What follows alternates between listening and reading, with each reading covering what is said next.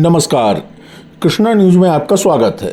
स्वस्थ एवं समृद्ध जीवन के लिए गौ आधारित खेती की ओर लौटना होगा। श्यामजी गुप्ता कोंच में बोले। गौ सेवा आयोग के अध्यक्ष, मुख्यमंत्री निराश्रित सहभागिता योजना के तहत किसानों को दी जा रही हैं गायें। समाचार विस्तार से। जनपद जालौन के कोंच में गौ सेवा आयोग के अध्यक्ष दर्जा प्राप्त राज्य मंत्री श्याम बिहारी गुप्ता श्यामजी ने कहा है कि किसान को गौ आधारित खेती की ओर लौटना होगा, तभी हम अपने परिवार के लोगों की थाली में जहर मुक्त भोजन दे पाएंगे। उन्होंने कहा कि मुख्यमंत्री सहभागिता योजना के तहत गौशालाओं में संरक्षित गायों को किसानों को देने की योजना पर सरकार आगे बढ़ रही है। गाय के भोजन के लिए 1500 रुपए प्रति गाय के हिसाब से उक्त किसान को पैसा दिया जाएगा। कोंच की कान्हा गौशाला से 4 गायें किसानों को दी गई हैं। यह सिलसिला आगे भी चलता रहेगा। यह बात उन्होंने कान्हा गौशाला के निरीक्षण के बाद पत्रकार वार्ता में पत्रकारों से बातचीत के दौरान कही।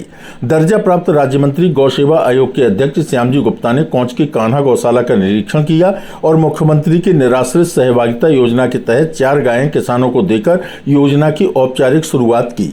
फिलहाल गौशाला की व्यवस्थाएं उन्हें ठीक ठाक मिली। इसके बाद उन्होंने पत्रकारों से बातचीत में कहा कि प्रदेश में 2 करोड़ 78 लाख किसान हैं, जबकि प्रदेश की गौशालाओं में करीब 2 करोड़ गौवंश संरक्षित हैं। इस लिहाज से अगर एक किसान एक ही गौवंश पालने की जिम्मेदारी संभाल ले तो गायों को गौशालाओं में संरक्षित करने की आवश्यकता ही नहीं पड़ेगी। इन गौवंशों को पालने के लिए सरकार पैसा भी दे रही है। इस स्थिति में किसान के लिए यह बेहद लाभकारी सौदा होगा, क्योंकि जब वह गौ आधारित खेती अपनाएगा तो उसके खेतों की उर्वरा शक्ति तो बढ़ेगी ही, अपने बच्चों को वह विष मुक्त भोजन भी दे पाएगा, क्योंकि खेतों में केमिकल डालकर किसानों ने उसे जहरीला बना दिया है, जिसके कारण कैंसर जैसी जानलेवा बीमारियां तेजी से लोगों को घेर रही हैं। उन्होंने एक किसान एक गाय गौ आधारित प्राकृतिक खेती अपनाओ स्वस्थ जीवन पाओ के नारों के साथ किसानों को गाय अपनाने के लिए प्रेरित किया। उन्होंने कहा कि बुंदेलखंड को गौ आधारित खेती और मिलेट्स का हब बनाया जाएगा। आने वाले दिनों में बुंदेलखंड समृद्ध क्षेत्र बनकर सारी दुनिया के लिए मॉडल बनेगा। देश में 1 करोड़ किसानों के लिए गौ आधारित खेती का बजट इस साल दिया गया है। इस दौरान विनोद सिंह गुर्जर, शैलेश सोनी, सुधीर सोनी, सुनील श्रीवास्तव, संजय रेजा, राजीव रेजा आदि नगर के गणमान्य नागरिक मौजूद रहे। कोंच में गौ सेवा आयोग के अध्यक्ष श्यामजी गुप्ता का जनपद जालौन खासतौर पर कोंच से गहरा नाता रहा है। जब वे अपने ऑफिशियल दौरे पर कोंच पहुंचे तो लोगों ने उन्हें हाथों हाथ लिया। उनका जगह जगह स्वागत किया गया। पालिका अध्यक्ष प्रदीप गुप्ता, जयप्रकाश सोनी, महेशपुरा वाले, विजय गुप्ता, करई वाले, अभिषेक रछारिया, राजीव रेजा आदि के आवासों पर उनका जोरदार स्वागत किया गया। कृष्णा न्यूज के लिए पुरुषोत्तम दास रिछारिया के साथ रविकांत द्विवेदी की रिपोर्ट। प्रदेश में जितने भी गौशाला गौ आश्रय स्थल हैं, वहां से मुख्यमंत्री निराश्रित गौवंश सहभागिता योजना के अंतर्गत गौवंश किसानों को दिया जाना है, महिलाओं को दिया जाना है। राष्ट्रीय ग्रामीण आजीविका मिशन की जो महिलाएं उनको दिया जाना है।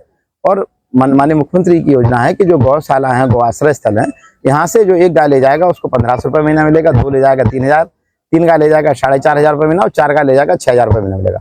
और उसको हम शिक्षा देंगे गौ आधारित प्राकृतिक खेती की, खेती आधारित कुटीर उद्योग की, गोबर के संयंत्र, गौमूत्र का कलेक्शन। तो गाय किसान के खेत पर रहेगी तो धरती जहर मुक्त होगी, खेती की लागत कम होगी और उसमें उत्पादन और उत्पादकता बढ़ेगी, लोगों को जहर मुक्त भोजन मिलेगा। उस योजना के अंतर्गत मैं आज कोंच में आया हूँ और हमने आज महाराज जी को 4 गाय देने की यहाँ से शुरुआत हुई है। सब लोग ताली बजा के इनका स्वागत करें। नहीं, गौवंश की स्थिति अच्छी है, अच्छी तरह से गौपालन का काम हो रहा है, लेकिन चूंकि गाय का स्थान किसान का खेत है, गौशाला नहीं है, गौआश्रय स्थल नहीं है, वो तो एक संरक्षण केंद्र है। तो हमारी सौभाग्यशाली की योगी जी की सरकार बनी तो उन्होंने गौवंश जो तस्करी होता था, कत्ल खाने जाता था, उसको बंद करा दिया।